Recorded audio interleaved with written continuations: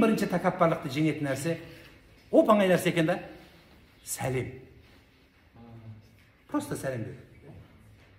Адам таңдамай сәлем берсең, тәкаппарлығын сындырады екенсің.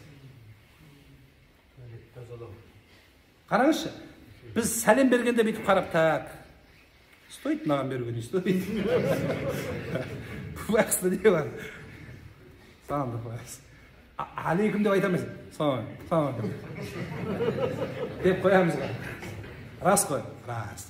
Сол үшін дейді, пайғамбарымыз ашфу сәлем деген сол, сәлемді ашық айт дейді, және бірінші бер дейді.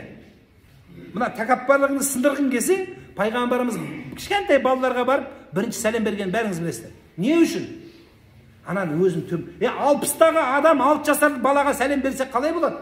Осы насихатты сізбен бізге ата-бабамыз үйретіп, 60-тан 6 жасар бала келсе, 60-тағы шал орын береді деген содан шыққан.